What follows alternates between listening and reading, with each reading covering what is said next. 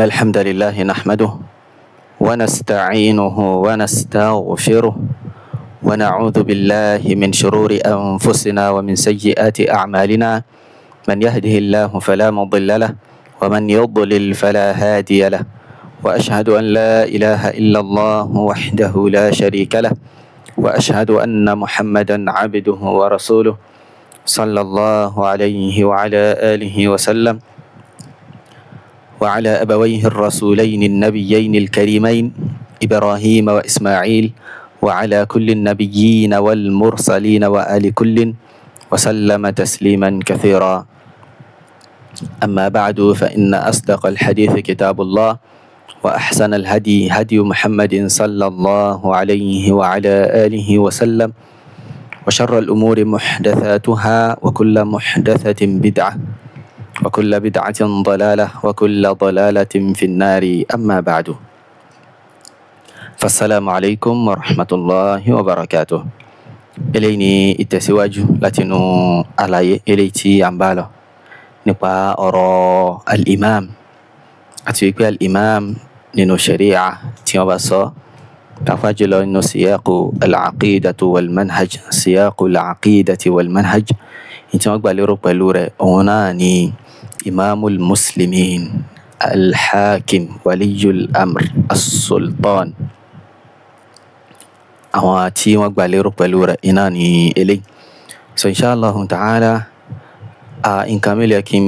ونور باي ننتي afati wasara yẹn nínú kan tí wọ́n sọ ṣùgbọ́n mo rántí hadithu kan tí ó ṣe pàtàkì ní inú siyaqi á rí pé mo sọ wípé imam àbí tí wọ́n sọ pé hakim nínú al-Qur'an in tí wọ́n gbà lérò pẹ̀lú ẹ̀ òun náà ni ẹni tó ń dájọ́ láàrin èèyàn méjì. so ṣùgbọ́n ẹni táwọn sọ̀rọ̀ nípa rẹ̀ tí ṣe waliyul amri bó tilẹ̀ jẹ́ pé ó ti gbajúmọ̀ nísìnyí báyìí nípa wọn máa pè wọ́n ní hukam ṣùgbọ́n gbólóhùn tí wọ́n máa ń lò fún wọn tí Ànábì sallallahu alaihi wasallam tó máa ń lò fún wọn náà ní kí òun ni al-imam ó máa ń lo imam fún wọn náà ló sì gbajúmọ̀ dáadáa lórí ahọ́n àwọn as-salaf rahimahumullahu ta'ala títí di òní. wọ́n á rántí hadithu kan láti nǹkan yìí yóò máa sọpọ́tì tí mo ti sọ síwájú yóò máa sọpọ́tì rẹ̀ nípa hadithu tí mo mú wá tẹ́lẹ̀ pé sab'atun yudhilluhumullahu yawma la dhilla illa dhilluh pé àwọn méje kan bẹ̀ Allah subhanahu wa ta'ala yóò máa fi wọn sí abẹ́ bòjì rẹ̀ lọ́jọ́ tí ò ní sí òjì kankan àfi òjì Allah subhanahu wa ta'ala. wọ́n dárúkọ bẹ́ẹ̀ pé imamun adil wọ́n sọ pé imamu níbi olórí àwọn mùsùlùmí ni olórí gbogbo àwọn èèyàn lápapọ̀ olórí ìlú iná ni tó ń darí gbogbo àwọn èèyàn. so òun ni eléyìí hadithu tí mo rántí òun náà ni hadithu eléyìí tí al-Imam Muslim tí wọ́n gbé jáde hadithu Abi Ruqayyah Tamim ibn Aws ad-Dari radiyallahu anhu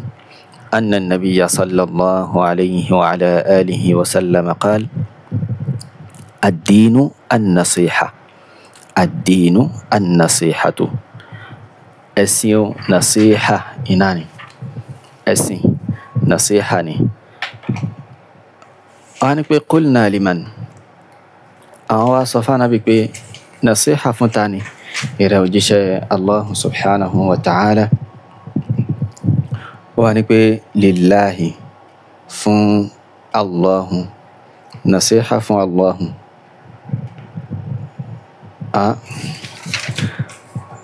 wa li kitabihi àti fún tírà Allah subhanahu wa ta'ala wa li rasulihi àti fún òjíṣẹ́ Allahu wa li a'immatil muslimin àti fún àwọn a'imma musulumi wa 'ammatihim àti fún àwọn 'ammatu annas àwọn tí wọn kì í ṣe àìmà níbí kí wá nìkan tí wọ́n gbà lérò pẹ̀lú rẹ̀ kí nìkan tí wọ́n gbà lérò pẹ̀lú àìmàtu al-muslimina. so eléyìí ni wàá mú wa lọ sí inú ọ̀rọ̀ àwọn olùmọ̀ ọ̀rọ̀ tí al-Imam an-Nawawi rahimahullahu ta'ala tí wọ́n sọ nínú sharhu Muslim nínú tírà wọn Minhaju al-Muhaddithin wa Sabilu at-Talibin أو وسبيل طالبيه المحققين في شرح صحيح أبي الحسين مسلم بن الحجاج القشيري رحمه الله تعالى اللي تقبل جمسي شرح النووي على مسلم على صحيح مسلم سنو تراي أفاشي شرح حديثي كبي أشيمة نينو المجلد الثاني يتوجه طبعي يا تيوانيمو منهاج المحدثين تريك àwọn طبعات ميوة تريك شرح صحيح مسلم هنا لساني آرين به so كالوكيتي حديث number 55 حديث number 55 هنا باب بيان أن الدين نصيحة باب بيان أن الدين نصيحة báàbù tó ń ṣàlàyé pé ẹ̀sìn ó nàṣíhà ni. wọ́n á mú hadith yẹn wá mú hadith náà wá. أن النبي صلى الله عليه وسلم قال الدين النصيحة لله ولكتابه ولرسوله ولأئمة المسلمين وعامتهم. وإن شاء الله الإمام النووي رحمه الله تعالى وإن شاء الله يوم وأما شرح هذا الحديث وريال حديثي فقال الإمام أبو سليمان الخطابي رحمه الله الإمام أبو سليمان الخطابي رحمه الله تعالى وصى النصيحة كلمة جامعة so nasiha gbólóhùn kan tí ó ṣe kí n tó kó ọ̀pọ̀lọpọ̀ nǹkan sínú mi ò ní ka gbélé nítorí àsìkò inshallah ta'ala wọ́n ń ṣe àlàyé kalima nasiha kí ni kan tó ń tọ́ka sí. wọ́n ní wa amma tafsiru nasiha wà á rí tafsiru an-nasiha ni tafsiru àlàyé nasiha wa anwa'uha àti àwọn oríṣiríṣi rẹ̀. أرى النووي للي فذكر الخطابي وغيره من العلماء فيها كلاما نفيسا وني الخطابي أتعنطو يتصينا علماء ومن شان باره كلاما نفيسا أركتي أشكنتي أجارو أرولو يبيه كان وصني با ألامري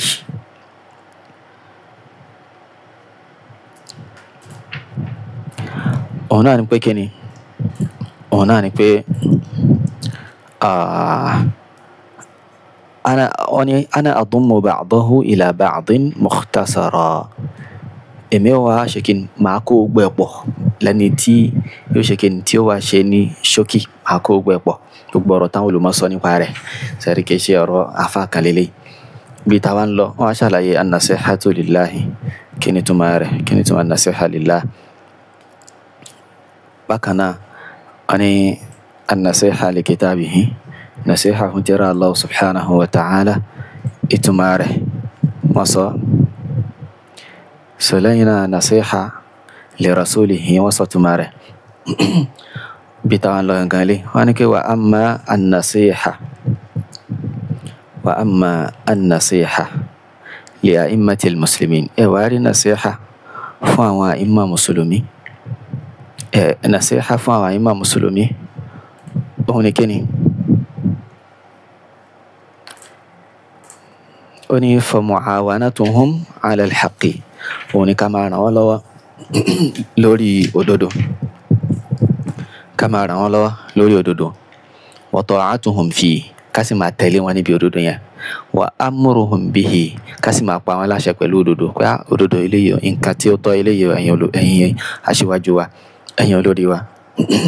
wa tanbihuhum wa tadhkiruhum bi rifqin wa lutf bákan náà ká máa pàkíyèsí wọn ká máa rán wọn létí pẹ̀lú pẹ̀lẹ́pẹ̀lẹ́ wa i'lamuhum bima ghafalu anhu ká sì máa fi mọ̀ wọ́n in tí wọ́n bá fọ́nú fọ́ra tí wọ́n gbàgbé walam yablughhum min huquqil muslimin àti nǹkan tí ò bá tó wọn létí tí ò dọ́dọ̀ wọn nínú àwọn ìwọ̀ àwọn mùsùlùmí àwọn kan tí ò tí dọ́dọ̀ wọn tí wọ́n mọ̀ nípa rẹ̀ nínú àwọn ìwọ̀ àwọn mùsùlùmí. Watarkul khuruji alayhim bákan náà gbígbé jù sílẹ̀ mi máa jáde lé wọn lórí. Ẹ dákun ṣé imam masalasi ni wọ́n sọ pé ká máa jáde lé lórí ṣé tó bá ń sọ̀rọ̀ al-khuruj ala al-hukam ala al-a'imma ṣé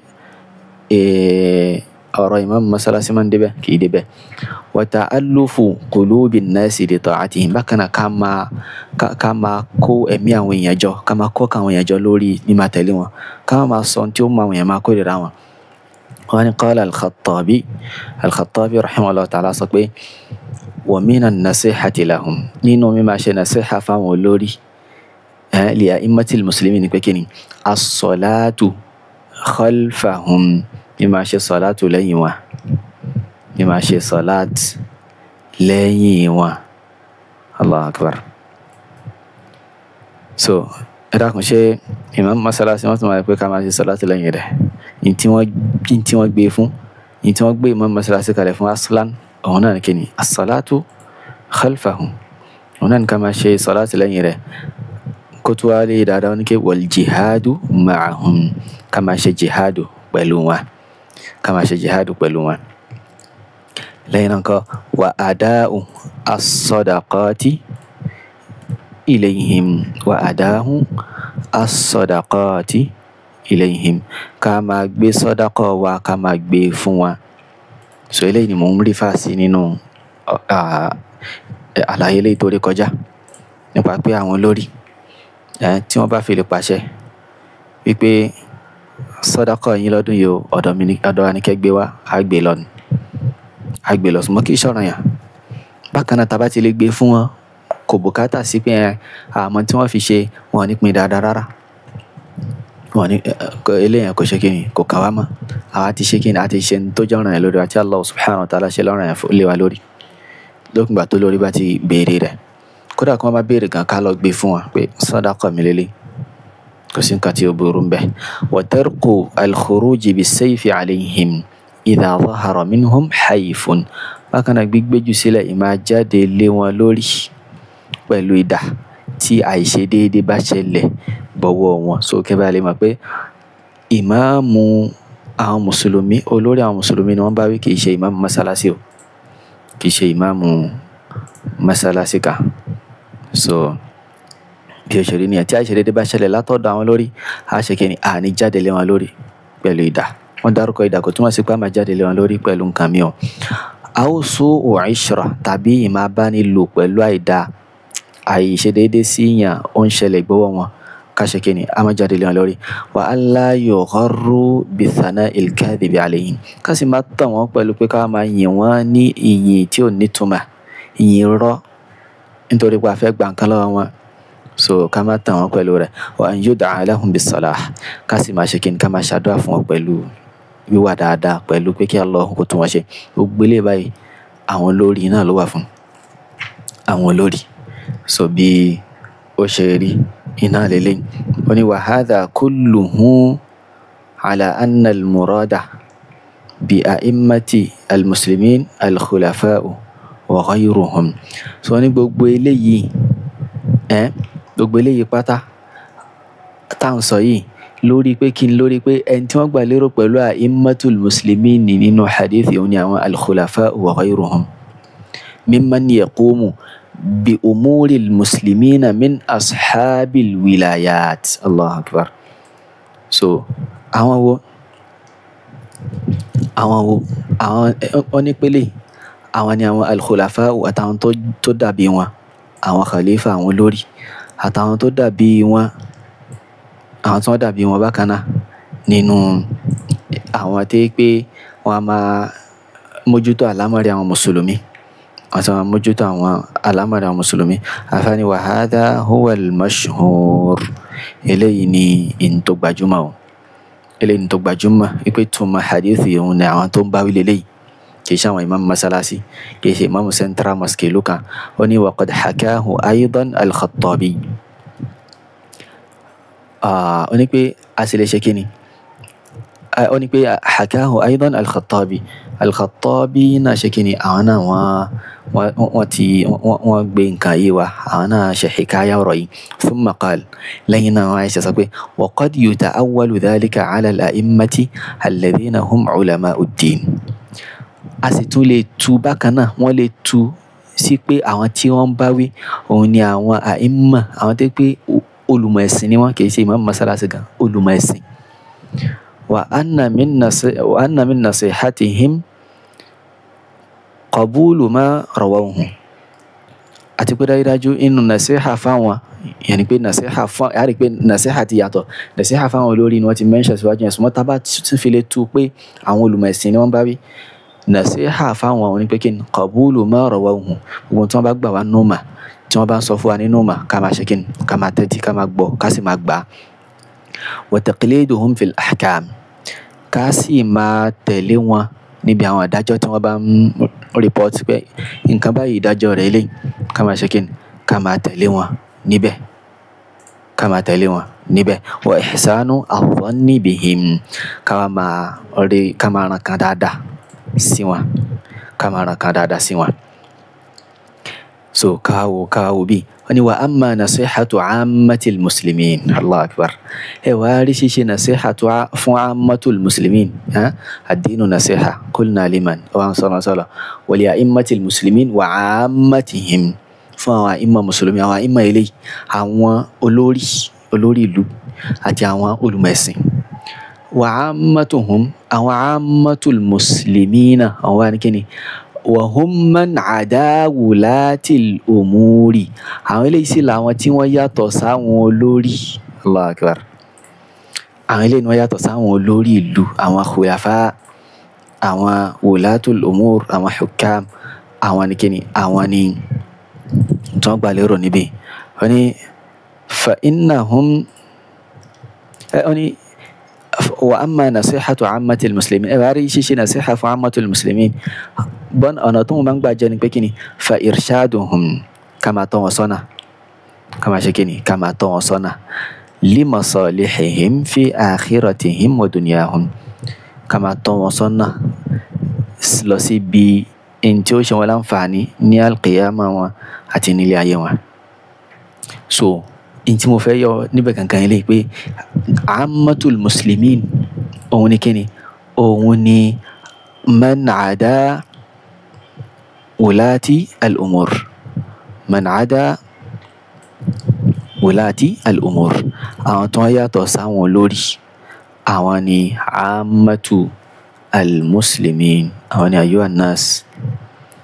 gbogbo àwọn èèyàn tó kù yálà wọ́n jẹ́ olùmọ̀ ni àti olùmọ̀ bẹ́ẹ̀ ká sọ pé olùmọ̀ ti wọnú a'immatul muslimin lọ́dọ̀ àwọn tí wọ́n bá wò pé a'immatul muslimin olórí lásán ni so a'immatul muslimin náà àwọn olórí àwọn olùmọ̀ wọ̀bẹ̀ imam masalasi wọ̀bẹ̀ àti bẹ́ẹ̀ bẹ́ẹ̀ lọ nínú àwọn èèyàn. so bí eléyìí bó ṣe rí iná ni bí agbọ́nrin yìí bó ṣe rí ni walhamdulillah. so lẹ́yìn náà kí n wá bọ́ sínú tọ́píkì tòní gangan àbí tọ́píkì tí mo fẹ́ sọ̀rọ̀ nípa rẹ̀ gangan bi'idhnillahi ta'ala nínú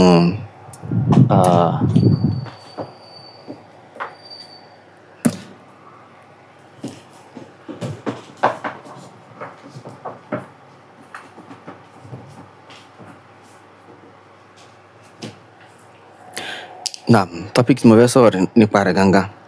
nínú ìdánilẹ́kọ̀ọ́ yìí sọ̀rọ̀ náà ní ọ̀rọ̀ kan tí ó wà lórí ahọ́n al-mardudu alayhi amaya tí mo ń ṣe rọ́dù fún lórí àwọn ọ̀rọ̀ eléyìí tí tó jẹ́ àwọn ọ̀rọ̀ tí ó bá ìmọ̀ lọ tí ó sì bá tí àwọn olùmọ̀ lọ tí àwọn olùmọ̀ sọ. so alhamdulillah ti yanjú ọ̀rọ̀ nípa imam báyìí débi tí ó lámì walillahi alhamd. so ọ̀rọ̀ eléyìí wá ní ọ̀rọ̀ kan tó ní agbára ó ní ṣe pẹ̀lú mata yakhruju ar-rajulu mina sunna aw min da'irati sunna dáwọ́ lè yóò jáde kúrò nínú sunna dáwọ́ lọ́mọ ni yóò jáde kúrò ní inú sunna so ntí ọ̀rọ̀ eléyìí tó dá lé lórí alhamdulillah iná ni eléyìí. So bi'idhnillahi ta'ala màá play ntí ọmọ ìyá yìí sọ nípa rẹ̀ á wá ṣe àlàyé mà eléyìí tó yẹ kóró bi'idhnillahi ta'ala. So á ṣe lórí rẹ̀ ní tẹ́ pé kò ní kò ní ṣẹ́ ọ̀nà kankan kù fún ẹnì kankan mọ́ láti sọ pé a kò rí bẹ́ẹ̀ àbí nǹkan kan. So kí a gbọ́ ọ̀rọ̀ náà inshallah. الحفيد أبا رحمه يدوس على المسائل العقدية tí èméjì ń bẹ òun náà ni pé ká kírun lẹ́yìn ẹ̀ pàmẹ nínú lórí ìtumọ̀ rẹ̀ kí là gbọ́yé rẹ̀ ìtumọ̀ táwọn fẹ́ mú bẹ̀ wọ́n ní tíṣẹ́ sọ ìfìsẹ̀ rí wọn àtàwọn àdísì mi. Sheikh Muhammad ibn Salih al-Uthaymin ìmáàmù wa mélòó la fẹ́ sọ ẹja tún mú díẹ̀ wá bẹ̀ nínú àwọn ẹ̀rí tó tún fi rẹ̀ pé ìmáàmù wa wọ́n tó ní ìmáàmù kásáré wọnú fiqh òun náà ní pé mùsùlùmí ni wọ́n bá ní oríṣi mùsùlùmí jáde wá. bákan náà wọ́n tún sọ pé kó bàlágà àwọn alamatul bulugh nínú fiqh ilé ìkó bùkátà káyà lọ síbẹ̀. bákan náà al-aql tó jẹ́ ẹni tó ní làákàyè àdúgbò fún Allah ẹni tó ní làákàyè ìmáàmù wa. bákan náà ọkùnrin ni wọ́n tún jẹ́ omi.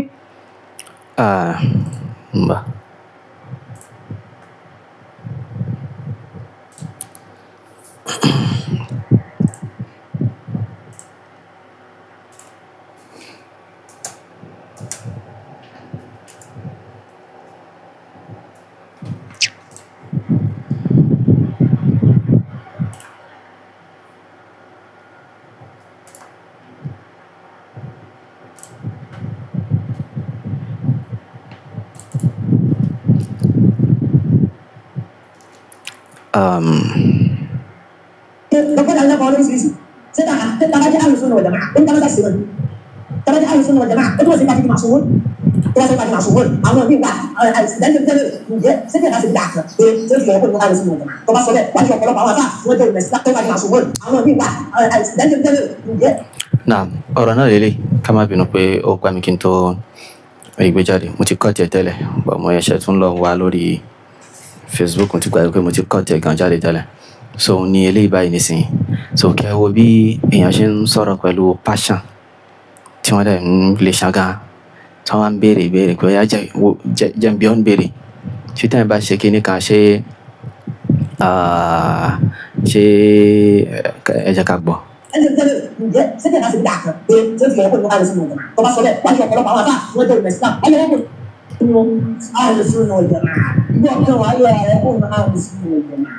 الإمام النووي رحمه الله تعالى أسد مسلم الإمام الحافظ بن حجر العسقلاني أسد مسلم قبل كده بتعوض وهي كيف وصل بدي أحكي بقولتي وقول بس إسلام لكن so a rí pé ọ̀rọ̀ yẹn ó ti fẹ́ pé méjì. Ṣé mo kúrò nínú ẹ̀sìn Islam ni àbí yọ kúrò nínú sunna? So n tó dájú ni pé yọ kúrò nínú sunna iná lẹ́ ń sọ àbí? So àwọn ní pé kí ẹ ṣe bí dáwọn yọ̀ọ̀ká gan kò tí mú ẹ jáde kúrò ní inú ẹ̀sìn Islam bí aká tó tún ọ̀rọ̀ yẹn gbọ́ lẹ́ẹ̀kan sí. Dapat anda bawa dari sini. Saya tak ada ahli sunnah wal jamaah. Ini kalau tak sih. Kalau ada ahli sunnah wal jamaah itu masih pasti dimaksud. Itu masih pasti dimaksud. Awal ni tak. Dan dia saya tak sedar. Saya juga pun ahli sunnah wal jamaah. Kau masuk deh. Wajib kalau bawa sah, wajib mesti tak. Ayo pun ahli sunnah wal jamaah. Bukan wajib pun ahli sunnah wal jamaah. Al-Imam Nawawi rahimahullah taala asal masih Al-Imam Al-Hafiz bin Hajar Al-Asqalani asal masih qad ada tahu apa. Dia كيف وصل بدي أحكي بقولتي وقول بس إسلام لكن نعم الحمد لله òun ni a ti gbọ́ yìí ọ̀rọ̀ náà ni a ti gbọ́ yìí walhamdulillahi rabbil alamin. Ṣé bí ó wá ṣe rí náà ni afa yìí sọ yìí? So kò rí bẹ́ẹ̀ o. Àkọ́kọ́ ìbéèrè àwọn náà kọ́ ti béèrè sí wọn pé ìgbà wo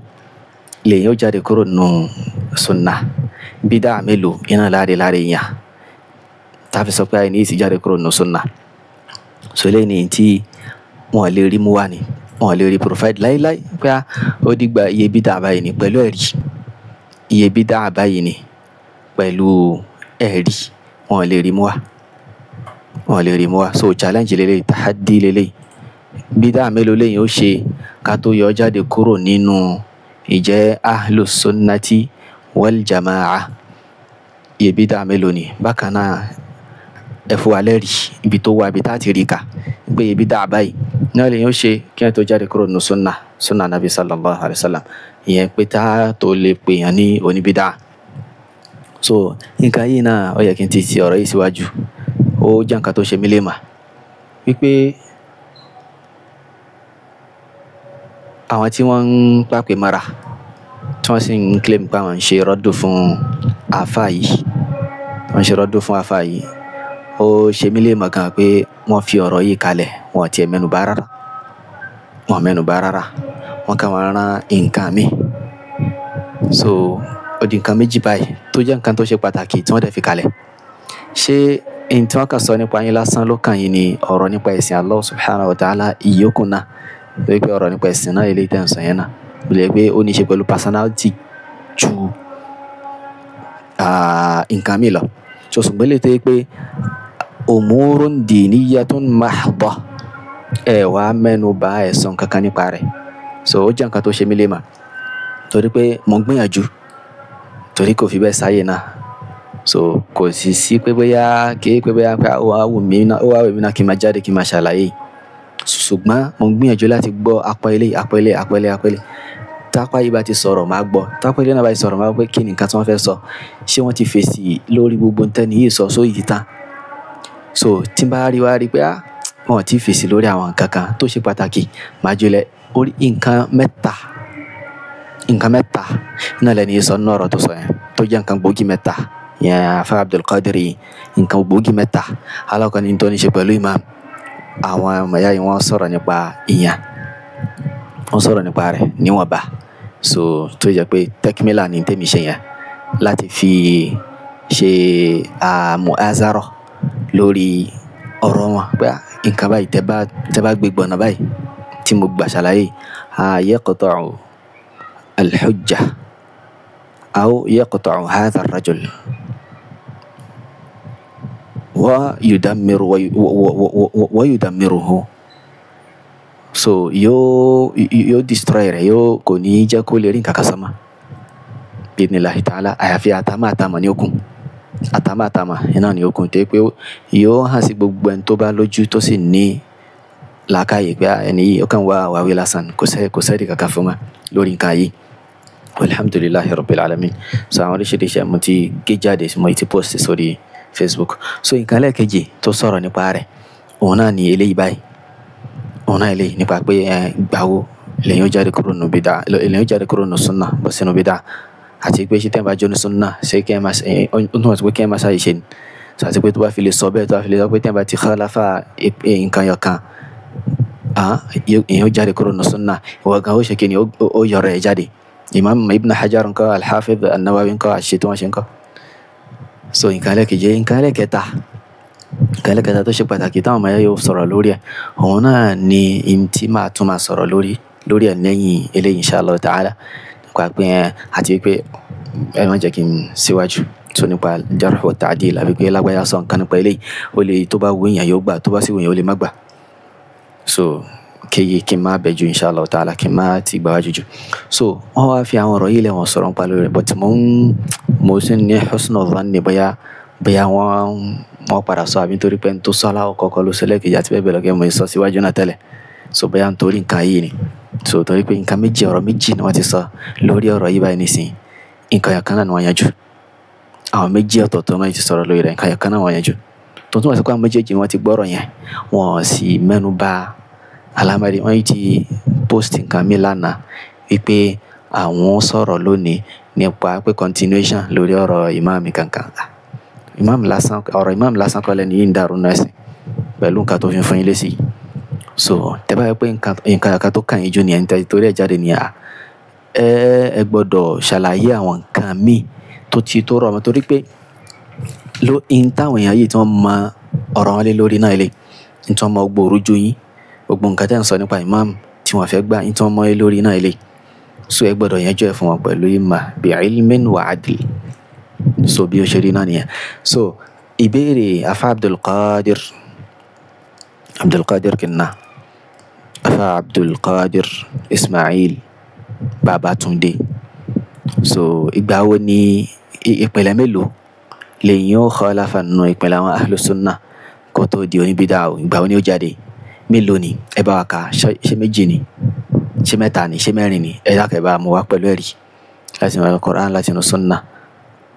àbí láti inú ìṣesí àwọn salaf ridwanullahi alayhim. So lẹ́yìn náà ni pé àwọn tawaif oríṣiríṣi, àwọn khawarij ìpìlẹ̀ mélòó ni wọ́n khalafa nínú sunnah tí wọ́n fi di khawarij? Nǹkan yọ̀ká iná olórí wọn ṣe Dhul Khuwaysira at-Tamimi, nǹkan yọ̀kan ló ṣe tánà bí sọ pé kí ni tó fi gbé dájọ́ lé pé àwọn eléyìí àwọn èèyàn kan jáde ní báràdì rẹ̀ báyìí ni wọ́n pè wọ́n ní khawarij. Wọ́n sì sọ pé kí ni wọ́n sọ̀rọ̀ fún wa gẹ́gẹ́ bá ṣe kà lánàá nínú ọ̀rọ̀ al-Ajurri rahimahullah ta'ala. So pé èèyàn máa ń bá wọn jà ni, èèyàn máa ń gbógun ti wọn ni. So èèyàn máa ń gbógun ti wọn ni ní báàbù tí al-Ajurri tí wọ́n bá wà bá ni, kì í ṣe pé aka ọ̀rọ̀ tán. So kí ni nǹkan tí wọ́n ṣe? Wọ́n bọ́ da olórí ni, wọ́n jáde lé olórí lórí tí wọ́n ṣe náà lẹ́yìn tí khawarij ṣe ìpínlẹ̀ ní tó sọ khawarij di khawarij náà lẹ́yìn. Yẹ bó ti ṣe padà nínú ọ̀rọ̀ Shaykhul Islam Taymiyya rahimahullah ta'ala.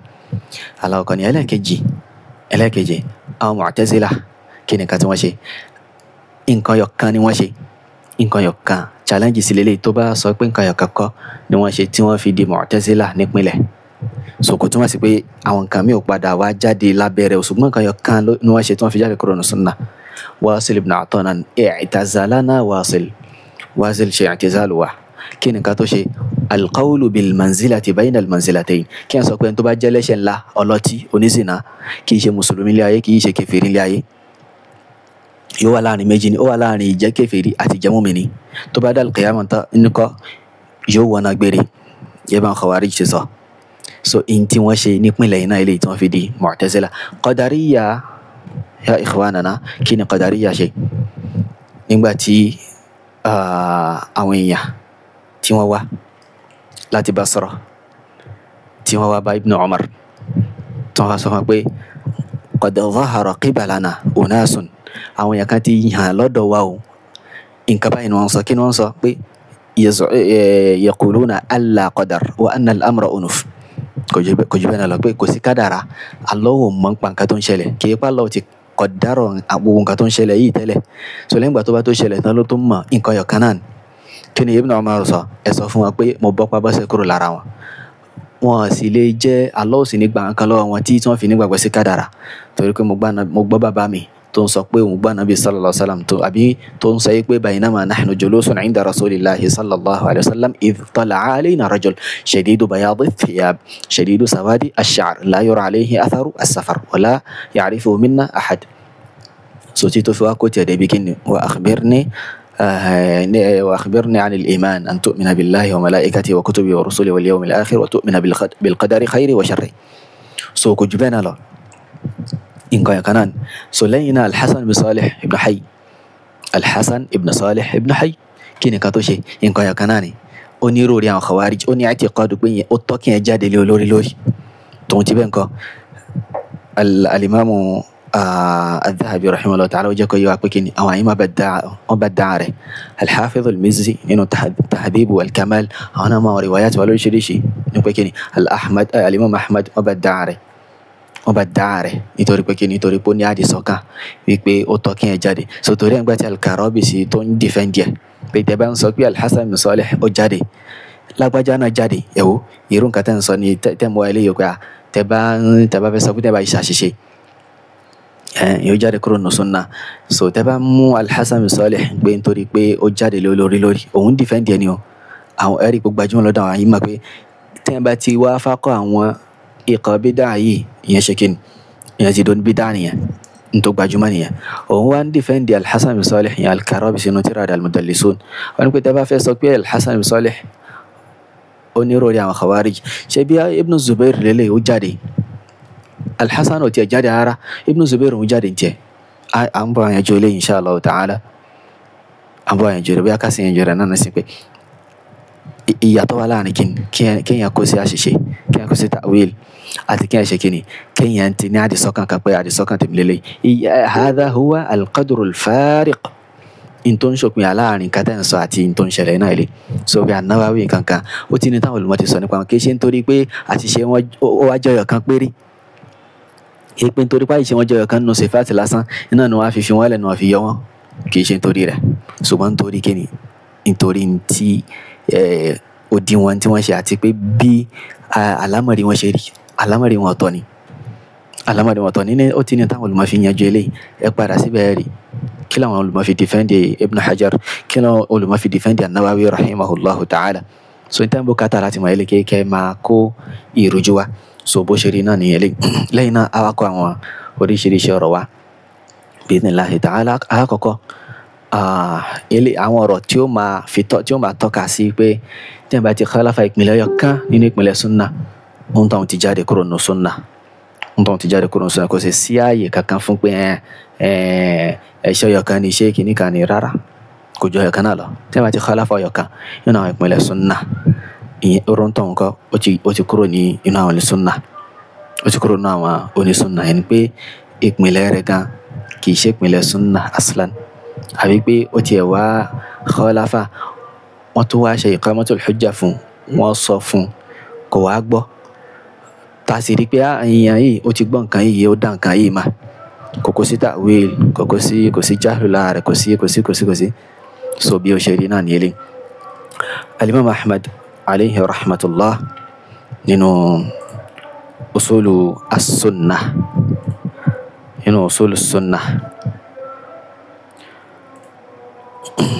wọ́n ní ومن السنة اللازمة ومن السنة اللازمة nínú àwọn súnnà ọ̀ranyàn, nínú àwọn súnnà tẹ́ pé pàtàkì, ó ṣe pàtàkì gan, ẹgbẹ́ náà àwọn alámọ̀rí àkídà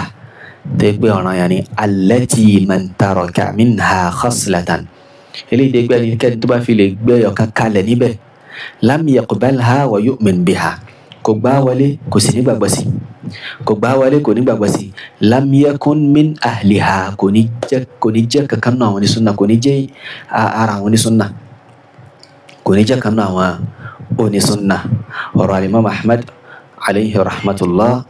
iná ni eléyìí, fama anta qailun ya akhi, kí ló fẹ́ sọ nípa eléyìí ìrẹ̀ ọmọ yá mi. Man taraka minha khaslatan, ó fi ọyọ kan péré iná ló fi kalẹ̀ bẹ́ẹ̀, ìpìlẹ̀ kan náà, ìpìlẹ̀ súnnà péré iná ló fi kalẹ̀, tí ó gbà wọlé kò ní jẹ́ ìkan náà àwọn onísúnnà. wọ́n á bẹ̀rẹ̀ sí máa ka àwọn usulu náà, al-iman bil qadari khayri wa sharri wa tasdiq bil ahadith fi àti bẹ́ẹ̀ bẹ́ẹ̀ lọ. So bí eléyìí bó ṣe rí iná ni. So lẹ́yìn náà ọ̀rọ̀ mi tí máa tún mú wá bi'idhnillahi azza wa jal, òun náà ni ọ̀rọ̀ al-imam Ali ibn al-Madini rahimahullahu ta'ala nínú sharhu usuli i'tiqadi ahli sunnati wal jama'ah ti al-Lalaka'i rahimahullahu ta'ala, ilé tó jẹ́ طبعة الشيخ تحقيق الشيخ أبو مالك أحمد ابن علي بن المثنى القفيلي حفظه الله تعالى، مجلد العلاقة page 352 نبه page 352. So اعتقاد علي بن المديني ومن نقل عنه ممن أدركه من جماعة السلف. So àwọn àgbẹ̀ wá pé lẹ́yìn àwọn isnad وقال له، so ní pé يقول سمعت سهل ابن محمد قرأها على علي بن المديني، علي بن عبد الله بن جعفر المديني، وقال له، so أنصفهم بي قلت أعزك الله، يعني بي علي بن المديني wọ́n ka ọ̀rọ̀ rẹ̀ fún bóyá ìmìláwù rẹ̀ àwọn ṣe àrùtò lórí rẹ̀ wọ́n ní qulta a'azzaka Allah ilé afáwa ó sọ kí Allah kó bá mi mẹ́dúró Ali ibn al-Madini علي بن المديني هو حافظ الحافظ أبو الحسن علي بن عبد الله بن جعفر so nínú àwọn àgbàfà iná ni nínú àwọn àfà iná tí wọ́n tó ju Al-Imam Ahmad rahimahullah ta'ala lọ iná tí wọ́n tó ju Al-Imam Ahmad lọ iná ni eléyìí so iná àwọn salaf rahimahullah ta'ala wọ́n sọ pé as-sunnatu lazima àwọn sunna tó jọra yàn tó jẹ́ tó jọrọ àkídà sọtọ́ ẹ̀ mọ̀ pé sunna ìtọ́lákù rẹ̀ ọ̀pọ̀ oríṣiríṣi ṣùgbọ́n eléyìí tó jẹ́ lazima tó yẹ pé dandan ni yẹn pé àkídà tó máa ń sọ̀rọ̀ nípa sunna nínú síyáàkù yìí àkídà náà gbalẹ̀rọ àwọn ìpìlẹ̀ àkídà allati man taraka minha khaslatan eléyìí tó gbé ẹnikẹ́ni tó bá fi lè fi kankan lẹ́ ń bẹ̀rẹ̀ rọrọ̀ Imam Ahmad náà eléyìí lam yaqulha kò sọ yẹn pé kò ní gbàgbọ́ sí walam yu'min biha kò ní gbàgbọ́ sí kò sọ pẹ̀lú àwọn kò fi rìn lẹ̀ kò tún ní gbàgbọ́ sí lam yakun min ahliha kò ní jẹ́ kan náà àwọn onísúnà kò ní ẹ̀bà jẹ́ kan náà àwọn onísúnà wọn náà bẹ̀rẹ̀ al-imanu bil qadari khayrihi wa sharrihi òun náà bẹ̀rẹ̀ pẹ̀lú ọ̀rọ̀ nípa kádàrà ó bẹ̀rẹ̀ nípa ọ̀rọ̀ kádàrà tí Al-Imam Ahmad náà fi bẹ̀rẹ̀ so bí eléyìí bó ṣe rí iná ni ẹni tí màá tún fi tẹ̀lé insha Allahu azza wa jal òun náà ni al-Imam Sufyan ibn Uyaynah الإمام سفيان ابن عيينة رحمه الله تعالى سلياري page 39 níbẹ̀ nínú tírà tí mo ṣe ìhálà sí síwájú سفيان ابن عيينة رحمه الله تعالى so بكر ابن الفرج أبو العلاء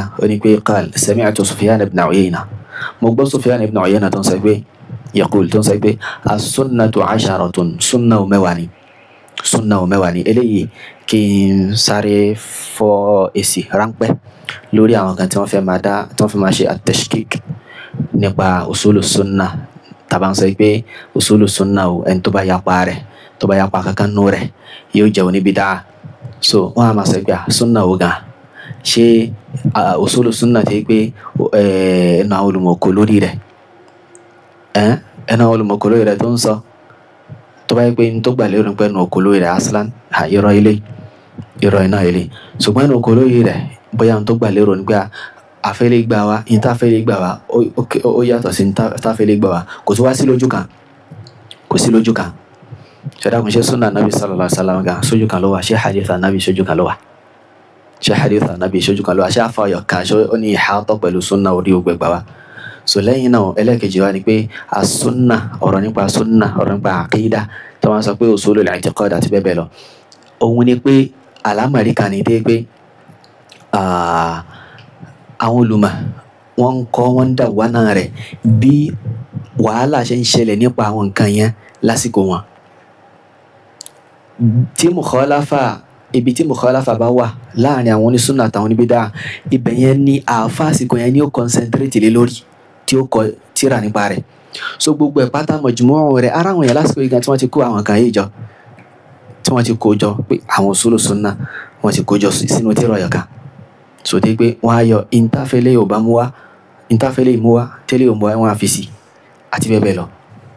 àrínà dé pé wọ́n ṣe jámù àwọn tírà yìí àwọn tírà usulu sunna wọ́n ṣe jámù wọn sójú kan so gbogbo ẹ̀ pátá ìkan náà ni ṣùgbọ́n àfẹ́lẹ́ yóò mention kan yìí kò túmọ̀ sí pé kò sínú usulu sunna àfẹ́lẹ́ yìí mention rẹ̀ kò túmọ̀ sí pé yàpọ̀ ẹnu wà láàrin wọn rárá nípa usulu sunna kò túmọ̀ sí bẹ́ẹ̀ ṣùgbọ́n ìtumọ̀ rẹ̀ òun ni pé àlámọ̀rí yìí o in tó ṣẹlẹ̀ lásìkò tèmi tí ishtahara al-khilaf bayna ahli sunnati wa ahli al-bid'ah fihi òun lélẹ̀ báyìí so bí ó ṣe rí náà ilé tọ́rọ àṣẹrí al-Humaydi náà gbàtà wọn mẹ́ṣàn usulu sunna ó kéré gan tí wọ́n mẹ́ṣàn kéré Ibn Abi Dawud gbàtà wọn kọ usulu sunna tí wọ́n bí 33 ní àbíyàtọ̀ ẹ̀ 33 tàbáwẹ̀ lómi as-Safarini ojú bẹ́ẹ̀ lọ ààrẹ lómi ojú bẹ́ẹ̀ lọ so bó ṣe rí náà lélẹ̀ bó ṣe rí nìyí. So tí Ibn Uyayna bá ń sọ pé as-sunnatu 'asharatun, sunna mẹ́wàá nìyẹn pé ìpín àkídà mẹ́wàá nìyẹn pé n tí khilafu wà ló níbẹ̀ nípa rẹ̀ lásìkò tèmi yìí láàrin wa àtàwọn oníbídà òun nìkan mẹ́wàá yìí. Kò túmọ̀ sí pé nǹkan mi ò kí ń ṣe sunna kò sí nínú ọ̀rọ̀ àkídà, kò túmọ̀ sí. So ìsìránpẹ́ lórí àlámọ̀rí yẹn náà ní eléyìí. Wọ́n ní pé as-sunnatu 'asharatun, sunna mẹ́wàá ni o. Faman kunna fihi, ẹnikẹ́ni lásìkò wáyé ẹnikẹ́ni táwọn kan mẹ́wàá yìí bá ti wà lára rẹ̀ faqad istakmala sunnata, sunna ti pé sáróńtọ̀hún, sunna ti pé sáróńtọ̀hún. Wa man taraka minha shay'a, ẹnikẹ́ni tó bá fi lè fi kankan lẹ̀ nínú rẹ̀ nakira iná eléyìí ya'ummu kulla shay, ẹnikẹ́ni tó bá fi kankan lẹ̀ nínú rẹ̀ faqad taraka sunna, ó ti fi sunna kalẹ̀. Ọyọ̀ kan péré nìyẹn, ó ti fi sunna kalẹ̀, ó ti fi sunna, ó ti fi kalẹ̀. So wọn ka ithbatul qadar pé ẹnu ogun wọn kò torí pé àwọn àsìkò wọn àwọn mìíràn ọjọ́ sẹ̀mí ìmínú àsìkò wọn ayé wọn yàtọ̀ síra wọn bílẹ̀ kí wọ́n jọ sẹ̀mí ayé àwọn mí yàtọ̀ síra wọn, ayé àwọn mí ó yàtọ̀ síra wọn. So yìí tí khilafu wọn wà lórí rẹ̀ lásìkò yẹn òun lélẹ̀ àrígbé náà nǹkan tí khilafu wa hàn jù lórí rẹ̀ lásìkò wọn, lásìkò Imam Ahmad ni, lásìkò Ath-Thawri ni àti Ibn Uyayna òun ni kìíní al-qadar. Torí náà ṣe ń fi gbáwájú ithbatul qadari, fífi kádàrá nílẹ̀, wa taqdimu Abi Bakrin wa Umar, ní máa ti Abubakar àti Umar síwájú nínú àwọn sàhábà ipa wọn ni àlámọ̀rí náà kàn lẹ́yìn Ànábì sallallahu alaihi wasallam nínú sunna ni. So bí eléyìí bó ṣe rí nílé ó di kíni ó di mẹ́ta. Okay, Ali ibn al-Madini mo fẹ́ sọ lẹ́ẹ̀kan, Ali ibn al-Madini instead of Sufyan Ath-Thawri tí mo mention láìpẹ́. So al-muhim nítorí pé dáwúrò ti kan Sufyan Ath-Thawri náà ni, torí pé Sufyan Ath-Thawri òun ni ọ̀rọ̀ kan bí a ń torí ẹ̀rọ jẹ́ kí ó bọ́ sí mi lẹ́nu. So i'tiqadu Sufyan Ath-Thawri náà eléyìí in tó ṣẹlẹ̀ ń bí òun ni pé ọmọ kéwù rẹ̀ Shu'ayb ibn Harb ọlọ́ba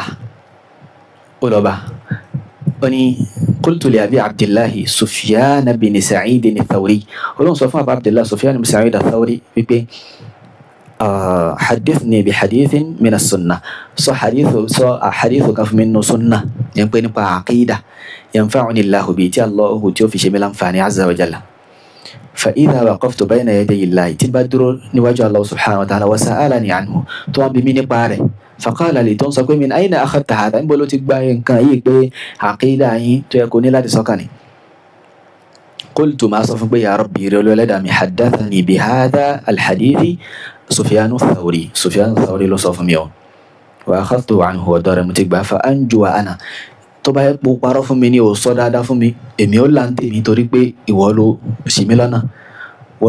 وتؤاخذ أنت الله سيكبا ومو تواسي جاكبي داداناني أجولا شاربا علامة تطبينا إليه. فقال لي وانسك يا شعيب يا شعيب هذا توكيد وأي توكيد أران لا إليه إن كان لا لصايو إن كان لا ينال بميو وأني أكتب بسم الله الرحمن الرحيم ويا معكو بلو وأنا الله سبحانه وتعالى الرحمن الرحيم وأنصى القرآن كلام الله غير مخلوق وأنصى أتري وأنصى ومن قال غير هذا فهو كافر والإيمان قول وعمل يزيد وينقص يزيد بالطاعة وينقص بالمعصية ولا يجوز القول إلا بالعمل ولا يجوز القول والعمل إلا بالنية. وينبع أرياله هريك وتكام وصولك سواجه هو في ما وصول من وانسك بي جوا هم بيتم في أمسيون بي يا شعيب مقبل شعيب لا ينفعك ما كتبت أو كتبت سواجه يقول شوالان فانيو حتى تقدم عثمان وعليا على من بعدهما تيتو في قدام عثمان أتي علي لولي أمطوا عليهما صار بكني بوبو إلي تو تشواجه يكون شنفاني nítorí ẹ̀ka yìí ó tún kún ọ wọ́n ní pé ya Shu'ayb ibn Harb mo pè rẹ Shu'ayb ibn Harb tó bá tún fi ẹkùn náà ìmí tó wà o la yanfa'uka ma katabtu laka inti mo nǹkan fún ẹ inti mo pè fún ẹ pé kó máa kọ yìí kò ní ṣe ọ́ láǹfààní o hatta la tashhada li ahadin bi jannatin wala nar tí tó fi ní máa jẹ́rìí pé ẹnìkan wọ náà ẹnìkan wà aljanna tí tó fi ní máa jẹ́rìí lẹ́nìkan lórí pé yóò wọ náà yóò aljanna illa lil asharati alladhina shahida lahum rasulullah sallallahu alaihi wasallam àyàfi fún àwọn mẹ́wàá tánà bí jẹ́rìí pé wọ́n wà aljanna yẹn ó tún fi asúlù yẹn kún ó sọ pé يا شعيب بن حرب مقبل شعيب بن حرب لا ينفعك ما كتبت لك gbogbo nǹkan tí mo tún kọ fún ọ yìí kò ní ṣe ọ́ láǹfààní gbogbo nǹkan tó tún ti síwájú kò ní ṣe ọ́ láǹfààní tó bá tún fẹ́ léyìí kún èwo ni حتى ترى المسح على الخفين tí tó fi ní àdìsọ́kàn pé kíni ó tọ́ láti máa fọwọ́ pa ìbọ̀sẹ̀ méjèèjì torí pé eléyìí nínú àwọn usul tí àwọn ahlu sunna tí wọ́n fi yapa àwọn rọ́fídọ̀ yìí náà ni so eléyìí náà ti kan náà nínú àwọn ìpínlẹ̀ wa náà ó ti di ìpínlẹ̀ ó ti di ṣìárù kan náà ṣìárù àwọn ahli sunnah wal jamaa so òun ni pé títà fi máa yapa sí wọn ní bídà so ó tún fi mi kún lẹ́yìn náà wá sọ pé ya Shu'ayb ibn Harb mo tún pè rẹ Shu'ayb ibn Harb la yanfa'uka ma katabt in tí mo sọ fún yẹn kò tún ní ṣe láǹfààní o hatta yakuna ikhfa'u bismillahir rahmanir rahim fi salati afdal عندك من أن تجهر بها tí tó fi jẹ́ pé kíni kó máa fi bismillahi pamọ́ inú salati tó máa sọ kẹ́lẹ́kẹ́lẹ́ olóore tó fi rí pé olóore ju kó máa ṣe kí n kó máa ṣe aljahru biha lọ so eléyìí sì kì í ṣe ìkànnà àwọn ìpínlẹ̀ sunna nípínlẹ̀ ṣùgbọ́n aljahru bilbasmala inú àwọn sha'airu àwọn Rāfidah ni lásìkò yẹn inú àwọn nǹkan tí wọ́n fi máa ń dá àwọn Rāfidah mà nígbà yẹn ni nígbà wọn máa ń ṣe aljahru bilbasmala so nígbà yẹn léyìí nínú usulu sunna ní pé kí ni àákọ́ láfa àwọn níbi dáa in tó bá ti jẹ́ àsíá wọn in tí yẹn fi máa dáhùn mà àákọ́ láfa rẹ̀ so mo ń yan eléyìí kẹ́nìkan máa sọ pé ọ̀rọ̀ fiqh ni wọ́n gbé wa rárá kì í ṣe ọ̀rọ̀ fiqh wọn gba fiqh lérò náà ọ̀rọ̀ ìpìlẹ̀ náà ni wọ́n gbà lérò ó tún wá tún fi kún pé ya Shu'ayb ibn Harb ó tún pèrè Shu'ayb ibn Harb la yanfa'uka alladhi katabta àwọn kan tó tún kọ yìí náà kò tún ní ṣe láǹfààní tó bá tún fi lè tó ń bọ̀ yìí fi kún hatta tu'mina bil qadari khayri wa sharri tó fi nígbàgbọ́ nípa kádàrá dáadáa rẹ̀ àti aburú rẹ̀ àti bẹ́ẹ̀ bẹ́ẹ̀ lọ wọ́n sọ̀rọ̀ lọ nípa àwọn qadariyya wọ́n sọ̀rọ̀ lọ mẹ́rin wá nípa àwọn qadariyya wọ́n tún wá sọ pé ya Shu'ayb mo pèrè Shu'ayb lẹ́yìn ògbélé tí mo tún sọ fún ẹ yìí la yanfa'uka ma katabt gbogbo tó tún ti kọ yìí náà tún ní ṣe láǹfààní hatta tara as-salata khalfa kulli barrin wa fajir tí tó fi rí pó tọ́ láti máa kírun lẹ́yìn gbogbo bar àti fajir eléyìí kìí ṣe ìrun lẹ́yìn ìmáàmù lásán kìí ìmáàmù kan tó dàrú máa fa ìlọ́wọ́ kìí ṣe ìmáàmù kan rárá o ọ̀rọ̀ nípa lórí náà ni wọ́n sọ yìí tàbá ti ń rí ọ̀rọ̀ nípa imam àbí salat khalfa kulli barrin wa fajir bí táwọn olùmọ̀ bá ti ń discuss ọ̀rọ̀ àkídà ọ̀rọ̀ nípa olórí náà ni wọ́n sọ ọ̀rọ̀ nípa olórí náà ni wọ́n sọ tó dẹ̀ wọ́n wá fi àwọn nǹkan tí ó jẹ́ àwọn nǹkan tó ní ṣe pẹ̀lú olórí wọ́n wá fi tẹ̀lé wal jihad madin ila yawm al-qiyamah jihad ní tí ó máa tẹ̀síwájú tí ọjọ́ gbọdọ̀ al-qiyamah was sabra tahta liwa'i as-sultan àti tó fi rí kí ni as-sabr lábẹ́ tó fi máa ṣe sùúrù lábẹ́ àsíá olórí jara am adal yálà ó ṣe déédé àbí ó ṣe àìṣe déédé. قال شعيب قلنا واصف شعيب فقلت لسفيان شعيب واصف فقلت لسفيان واصف سفيان يا أبا عبد الله يا أبا عبد الله الصلاة كلها شيء أبو صلاتني وني لا رارو ولكن سبحان صلاة الجمعة والعيدين يوم الجمعة عيد مجاجني ويري انت موصى إنه دان لك توري بجانية يونو سبحان صبو يونو لا يولوري كيشي أبوانو هو النور الحسن البصرينا بأربعون nǹkan mẹ́rin náà àwọn alámàrí àlùmọ́ yìí afọ́n máa ń fi tì sọ́dọ̀ olórí ó máa ń ṣàánú rẹ̀ aljumu'a àti aljumu'a àti jama'a àwọn tó yàtọ̀ sí náà wọ́n máa ń ṣàn rẹ̀ so bó ṣe rí náà ilé wọ́n ní pé lára walakin ṣùgbọ́n salat aljumu'ati wal eidayn ìrun jumu'a àti eid méjèèjì lásán salli khalfa kulli man adrakta ó máa kí lẹ́yìn gbogbo ẹni tó bá bá nù àwọn olórí wa amma sa'iru dhalik ara àwọn salatu tó kún fa anta mukhayyar so o ní choice láti kí lẹ́yìn gbogbo ẹni tó bá lẹ́yìn ẹlòmí tó bá wù ẹ́ ṣùgbọ́n rí pé ẹni tó ní trust nínú rẹ̀ iná ló ń kí lẹ́yìn rẹ̀ so bí eléyìí náà bó ṣe rí iná ni bẹ́lẹ̀ ìbò ṣe rí náà ni. lẹ́yìn náà ní tí a wà fi tẹ̀lé bi'idhnillahi azza wa jal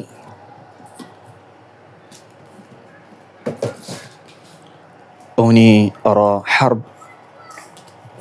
al-Kiramani rahimahullahu ta'ala. Harb al-Kiramani rahimahullahu ta'ala.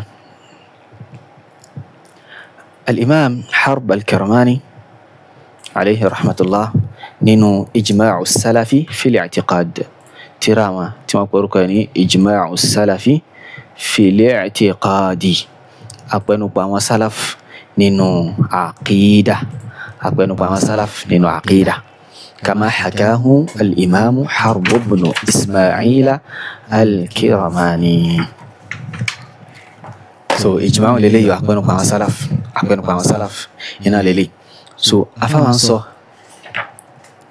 nibere tira page 33.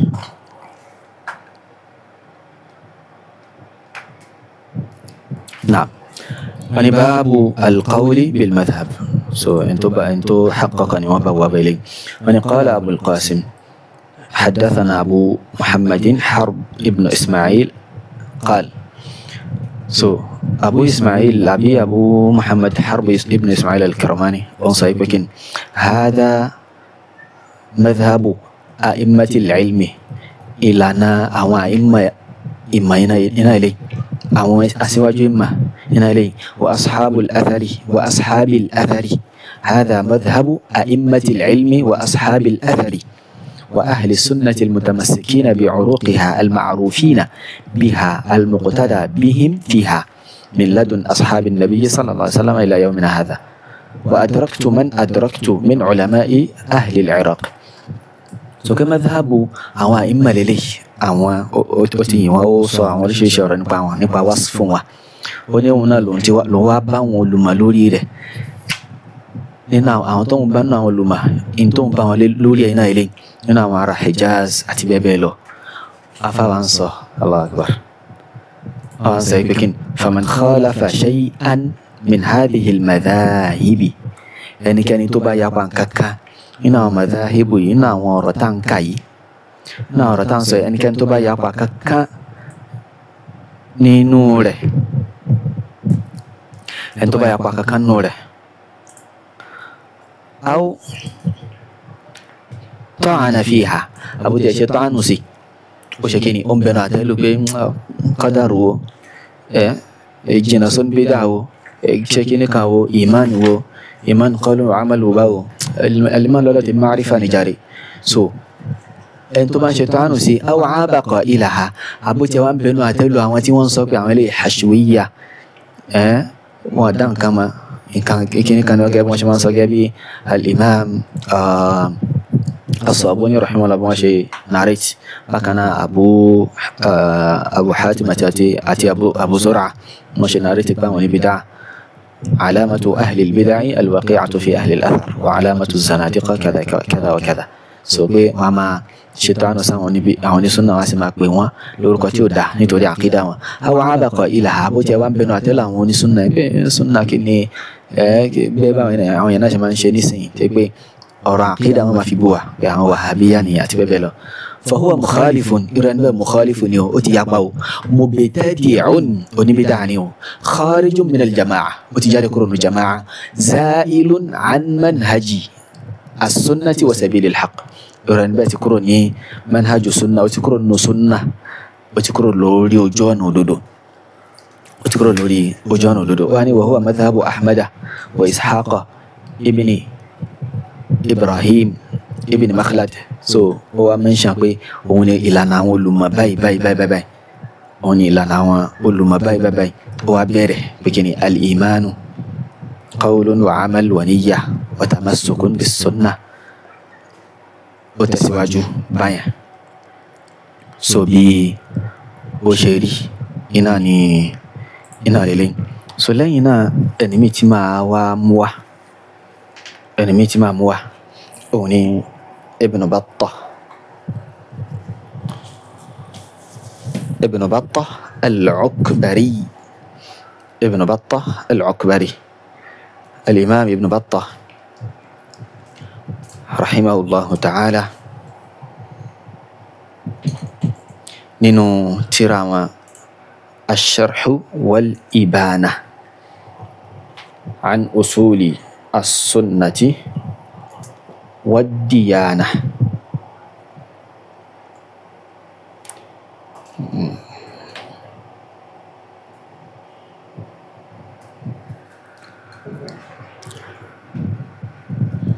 الشرح والإبانة عن أصول السنة والديانة. تراي أجا إليتي أبجمع في الإبانة الكبرى أي الصغرى. الإبانة الصغرى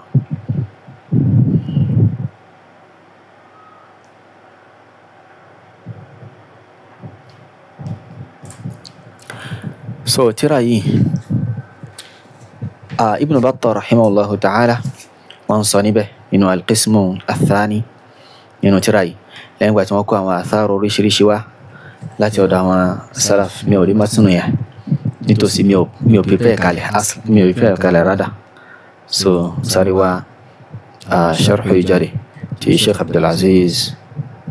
الراجحي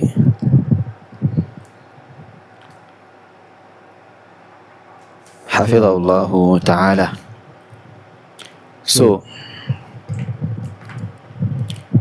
أوانصا نينو تيراي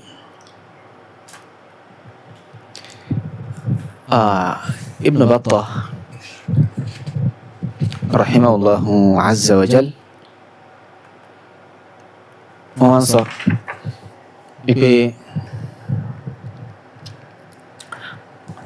ونحن الآن ذاكرون شرح السنة أوانيسيون أفهم منشأ شرح السنة أفهم منشأ شرح السنة أفهم منشأ على السنة على مري سنة. نعم هو بيج 468 نبي شرحي 468.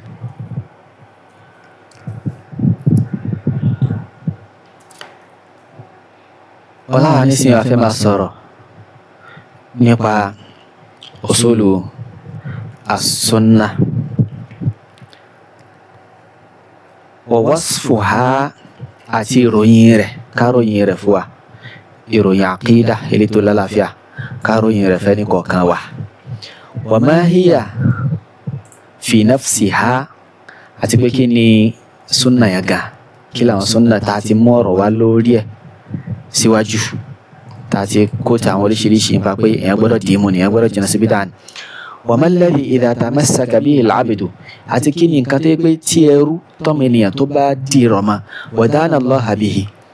tí ó bá sì fi ń sin Allah subhanahu wa ta'ala summiya biha wọn máa fi pè é pé onísùnà ilé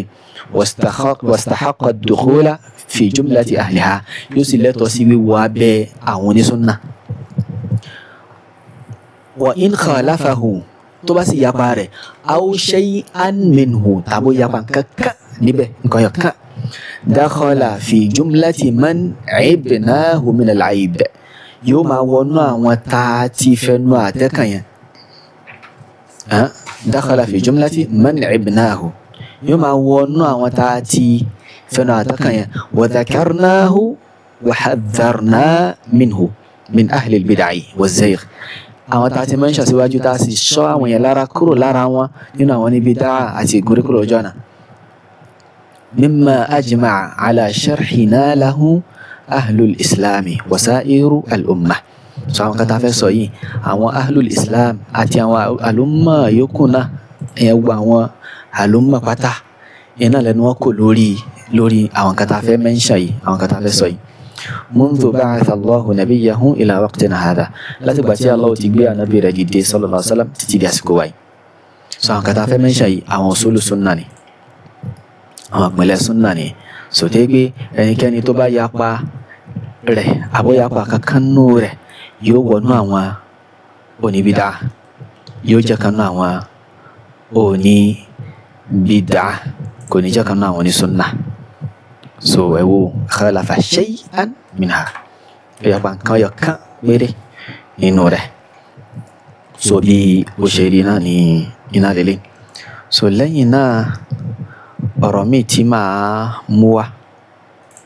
inshallahu ta'ala ونرى الإمام الشاطبي رحمه الله تعالى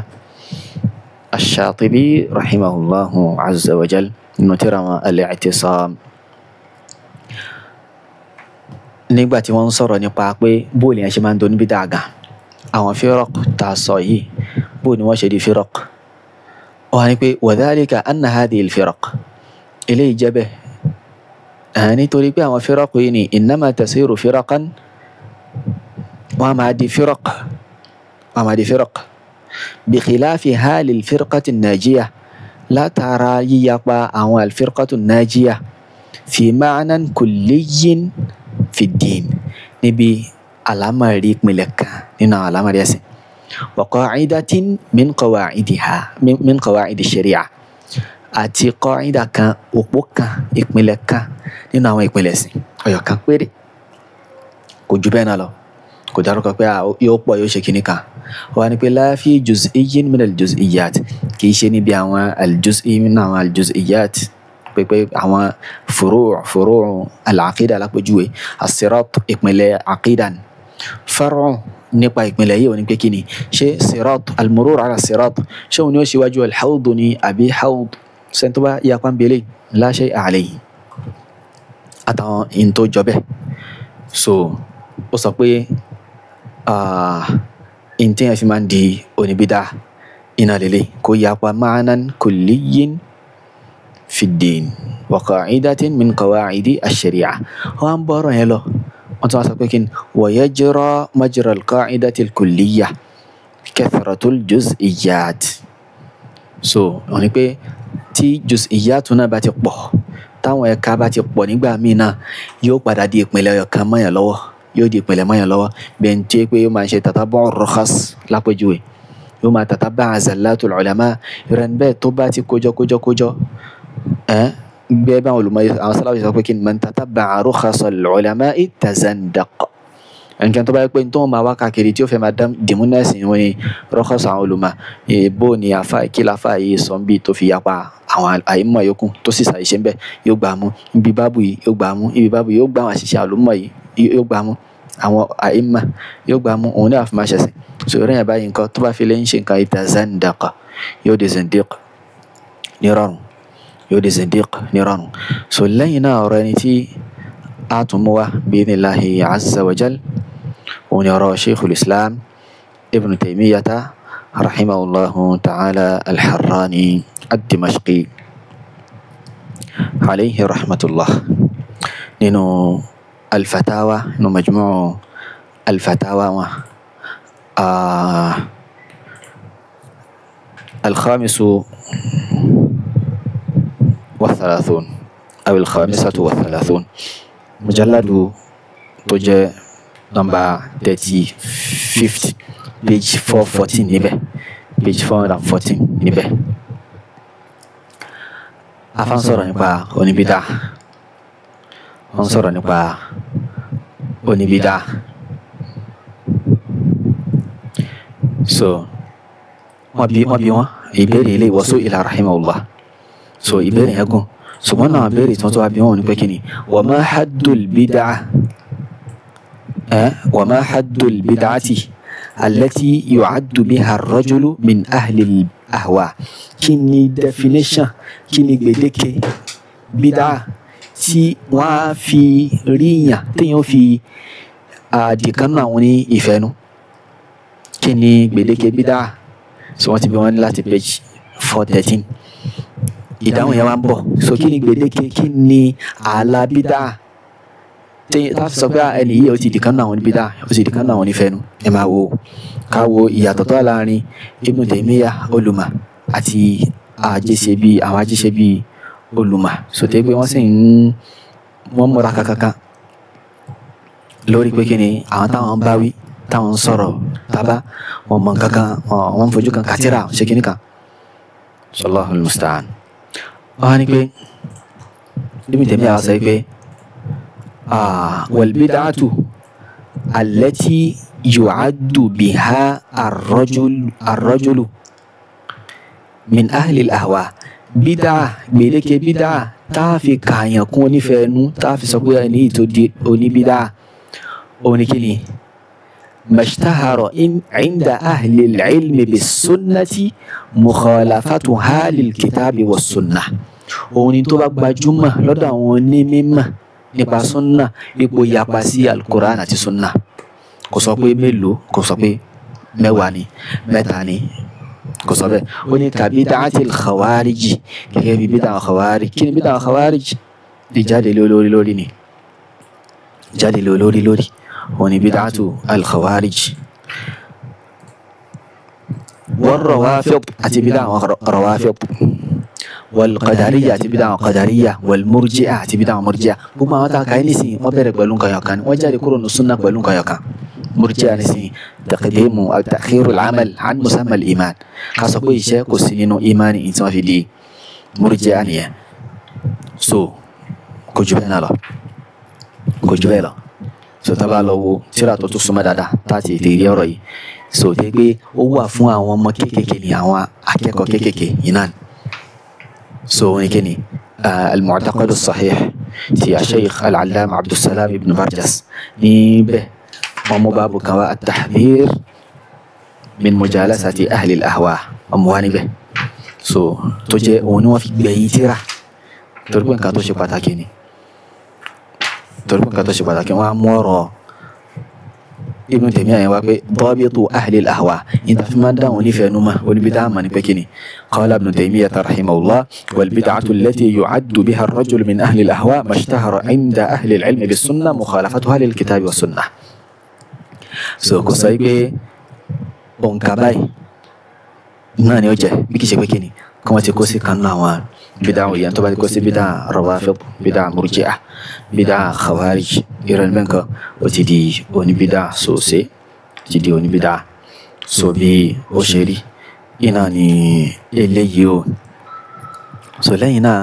ní tí àwa tún mú wá bi'idhnillahi azza wa jal òun ni ọ̀rọ̀ àwọn olùmọ̀ lásìkò tá a wà yìí náà ọ̀rọ̀ àwọn olùmọ̀ lásìkò tí a wà yìí àríkò gbọ́n tá a ti kó wá síwájú àwọn olùmọ̀ tí wọ́n ti rí kọjá ní àwọn salaf àtàwọn atba'u as-salafi rahimahumullahu ta'ala a bẹ̀rẹ̀ pẹ̀lú al-shaykh العلامة الدكتور سليمان ابن سليم الله الرحيلي حفظه الله تعالى إنه أرى الإمام أحمد رحمه الله تعالى تنسقوا من السنة اللازمة التي من ترك منها خصلة لم يقبلها ويؤمن بها لم يكن من أهلها سينا وسنة جرنا يتيبن تيوبا انتبا في ككاله تيوبا ولي تيو نبا بسي كوني جا كمنا وني سنة أفاني لما تقدم وجوب لزوم السنة نباتي إجانا يا ديتي رما سنة توري كجا إرين جابي البربهاري بويشنا إلي أبي تيمو أنت مولاك بي ابن بطة لما تتمنشى وجوب لزوم السنة أتي الحذر من البدع ذكر الإمام أحمد رحمه الله أن من السنة اللازمة إمام أحمد منشى إنما سنة جرى التي هي عقيدة إنها سنة جرى تجي تمرني عقيدة ما تصوص جنا بين تقبل بلور سنة نسياقي أو عقيدة وأجمع عليها السلف أهل العلم وأصحاب الأثر وأهل السنة المعروفون بها تقبل وأهل السنة وسلف وكل إليه المقتدى بهم فيها من لدن أصحاب النبي صلى الله عليه وسلم إلى زمن الإمام أحمد إليتي أهل السنة وكل إليه أوانتي أمان تلي لاتي أيا نبي تتدي لا تأيا أصحاب النبي صلى الله عليه وسلم تدرس الإمام أحمد sòtó jẹ́ pé àwọn adraka al-imamu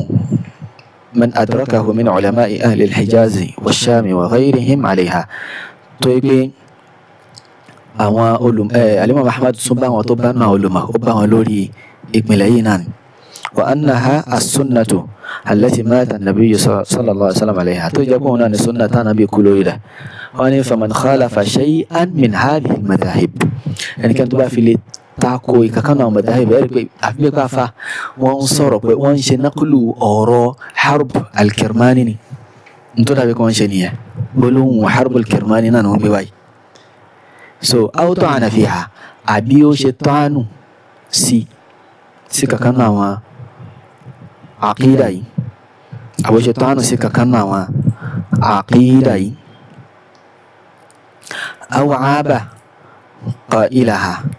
àbí ó tiẹ̀ wá ń fẹnu àtẹ òfin kan tó bá sọ ẹ̀rí ọ̀rọ̀ Harb iná nìyẹn aw aaba qailaha àbí ó tiẹ̀ wá ń fẹnu àtẹ lọ ẹni tí aw aaba qailiha àbótiẹ̀ fẹ́ ó ń fẹ́nu àtẹ́ kan àwọn tí wọ́n ń sọ̀rọ̀ tí wọ́n ń fi àkídà yẹn rinlẹ̀ fahuwa mubtadi'un mubtadi' ní rẹ̀ níbẹ̀ oníbídà ní rẹ̀ níbẹ̀ oníbídà iná ni irú ẹni bẹ́ẹ̀ iná ni yóò jẹ́ kharijun anil jama'a rẹ̀ níbẹ̀ ti jáde kúrò nù jama'a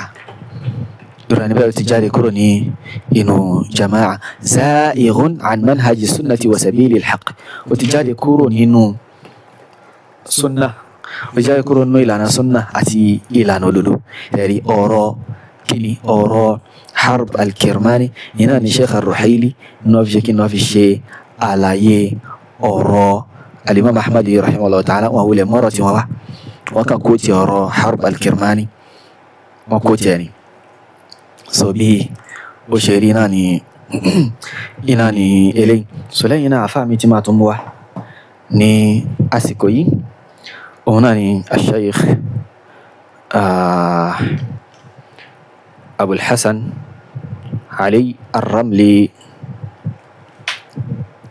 hafidhahullahu ta'ala nínú sharhu usuli sunna bákan náà so ilé ọ̀rọ̀ ilé tẹ̀ tí wọ́n wá comprehensive dáadáa wọ́n tẹ̀rẹ̀tì àìsàn tó ń da àlùmọ̀ yìí láàmú tó ń da wà láàmú lásìkò yìí tó yẹ pé inú ẹ̀ náà ló ṣe é ṣe kó máa da ọmọ ìyá yìí láàmú afáàní qala al-imamu Ahmad rahimahullah wa min as-sunnati al-lazima allati man taraka minha khaslatan lam yaqbalha wa yu'min biha lam yakun min ahliha al-imanu bil qadari khayri wa sharri afáàní kalamu al-imami Ahmad rahimahullah huna muhimmun jiddan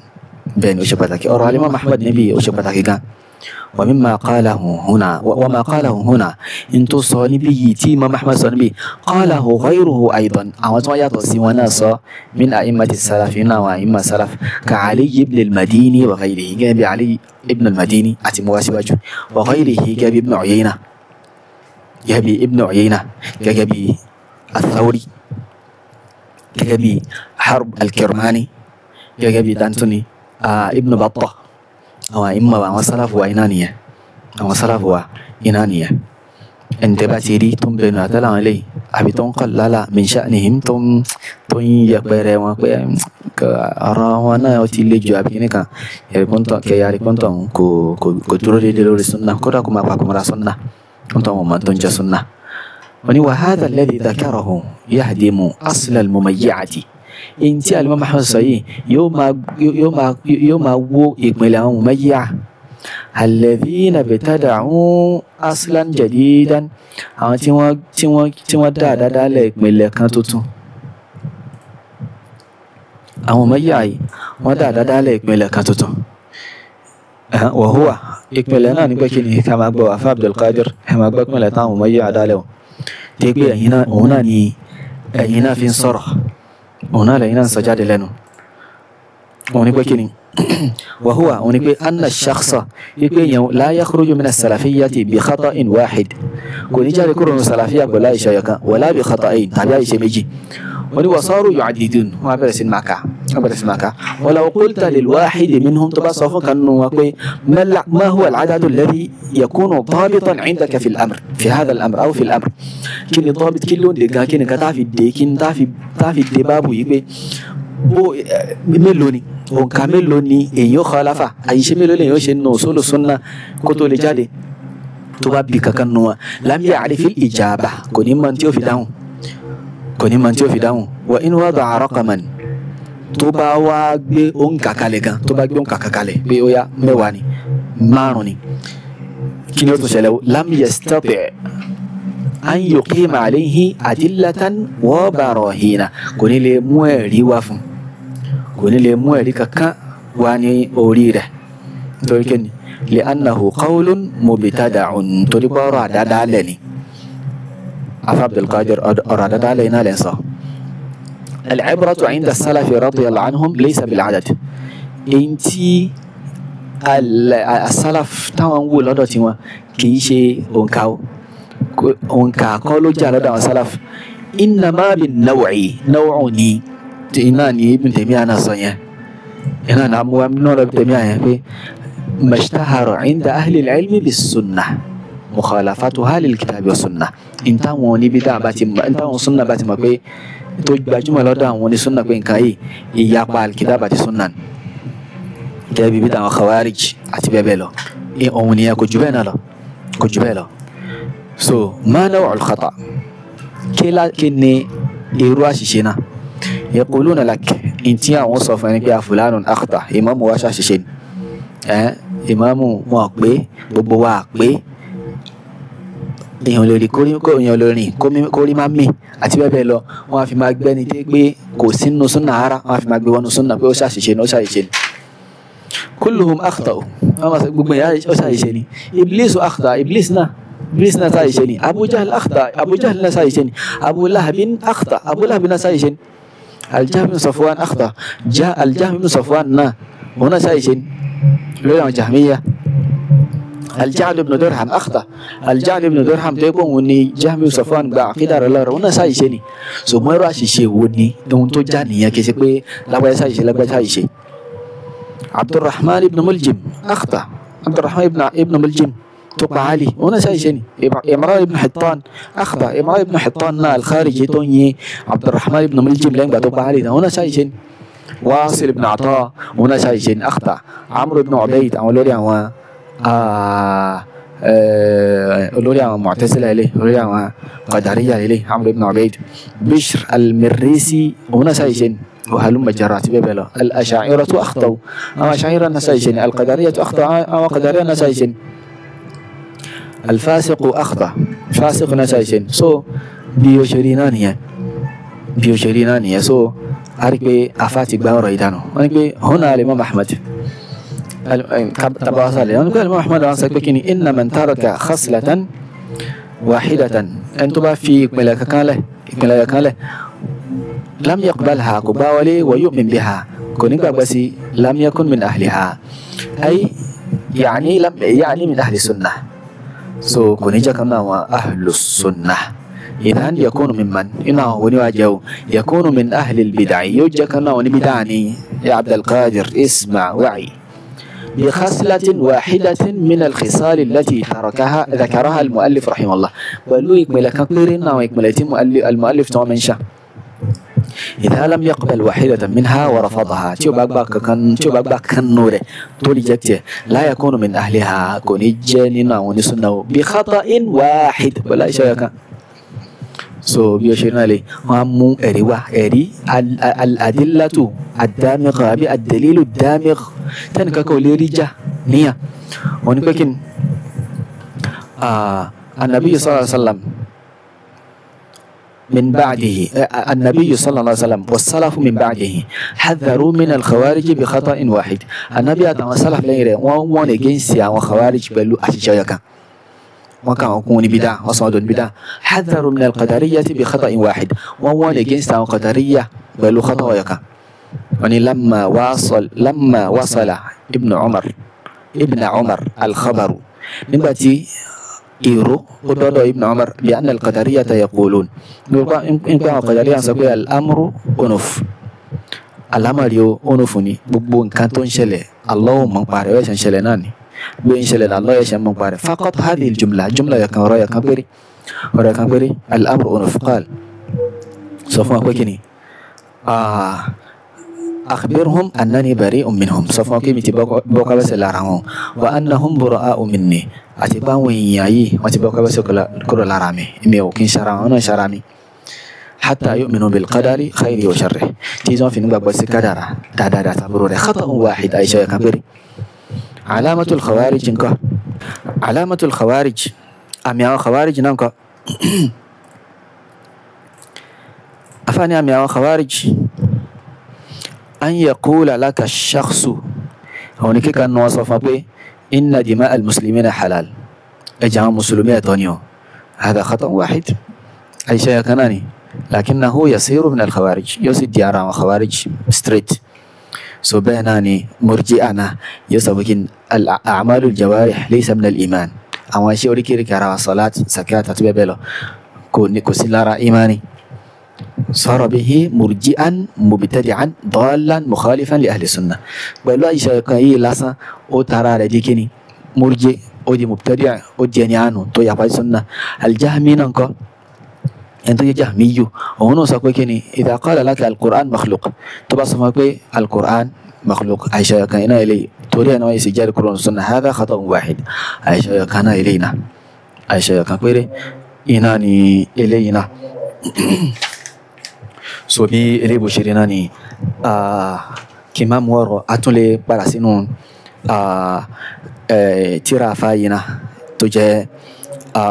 كيلو كاره حاشية الرملي على الأجوبة المفيدة حاشية الرملي على كتاب الأجوبة المفيدة الشيخ أبو الحسن علي بن مختار آل علي الرملي أولا تبعه page 46 نبه page 46 أبا روي بكنا أبا نبه سوبي أشيري إناني سولينا نيباري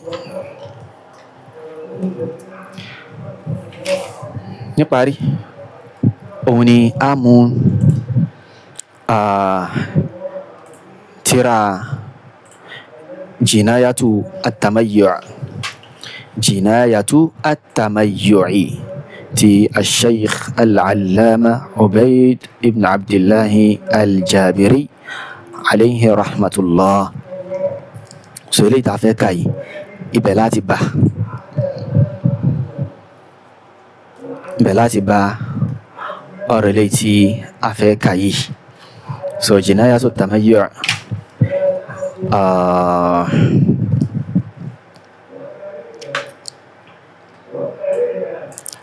نعم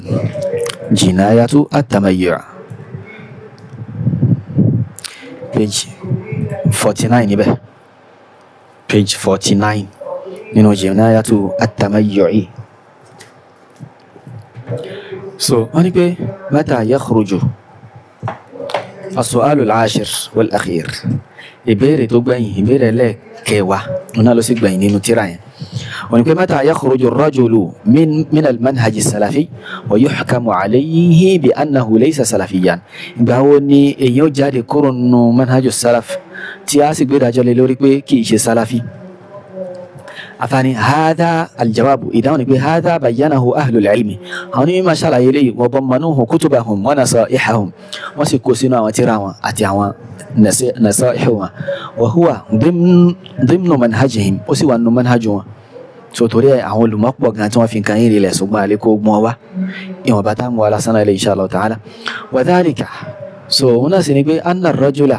هناك من يخرج من السلفية يوم جاري كرون السلفية إذا خالف أصلا من أصول أهل السنة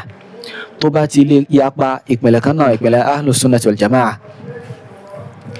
وقامت الحجة عليه بذلك تيوسي شلايفون تيوسي قامت الحجة فون لوري الأمرية وأبى الرجوع وقموني بدا هذا يخرج من السلفية إريلي يجاري كرون السلفية كذلك قالوا بين يعول ما تصبي حتى في الفروع بين إنه فروعنا أراء الشاطبينية رحمه الله تقرير الإمام الشاطبي تمكاينانية إذا خالف فرعا من فروع الدين نعم ibi ọ̀tọ̀ níbi tí àfáà tí wọ́n ń tọ́ka sí bí wọ́n ní pé tó bá yapa fárọ̀ kan nínú àwọn ìpìlẹ̀ nínú àwọn tó bá yapa àwọn ẹ̀ka nínú àwọn ẹ̀ka ìsìn fa asbaha yuwali wa yuadi fi dhalik tó wá di pé wọ́n ń ṣe alwala wal bara lórí rẹ̀ fa innahu yakhruju min as-salafiyyah ìrìn bẹ́ẹ̀ yóò ṣe kíni yóò jáde kúrò nínú salafiyyah yóò jáde kúrò nínú salafiyyah pẹ̀lú eléyìí káwò dáadáa kí a ṣe kíni ká dìrọ̀ mọ́ eléyìí ni almanhaju as-salafi al-qawim alladhi alayhi salaful ummah min ashabi nabiyyina muhammadin sallallahu alayhi wa sallam ila waqtina hadha láti ayé anabi sallallahu alayhi wa sallam tí tó ti dàsíkò báyìí ìtàwọn àyíma tí wọ́n wà lórí àyíná nìyẹn kò síbi tá ti rí pé owó bùkátà sí kó pé báyìí àbí yóò tó yìí kan yóò tó yìí kan kò síbi tá ti rí kò sẹ́rí kankan fún so bó ṣe rí náà nìyẹn so Nawawi ó khalafa àkíní kan rárá kì í ṣe báwọn olùmọ̀ ṣe máa ń wọ̀ nìyẹn ẹ padà sínú àlàyé àwọn olùmọ̀ kí ni wọ́n sọ nípa Ibn Hajar kí ni wọ́n sọ nípa Nawawi ṣé nítorí pé ìpìlẹ̀ tí wọ́n ti khalafa ọjà yọ̀kan ni wọ́n fi yọ wọn àbí nítorí pé ó jẹ́ méjì rárá assignment lélẹ̀ ẹ lọ ṣèwádìí kẹ́ẹ̀ká jáde fún wa náà ra olùmọ̀ pé n tí ò jẹ́ kí a yọ kí wọ́n fi Ibn Hajar àti Nawawi rinlẹ̀ òun ni pé kí ni òun ni pé usuli yẹn ò tí pọ̀ tó n tí wọ́n khalafa ò tí pọ̀ tó ẹ lọ mú jáde náà rọ ẹ lérí so bí eléyìí bó ṣe rí náà eléyìí wallahu ta'ala a'la wa a'lam subhanaka allahumma wa bihamdik ashhadu an la ilaha illa ant astaghfiruka wa atubu ilayk wassalamu alaykum wa rahmatullahi wa barakatuh.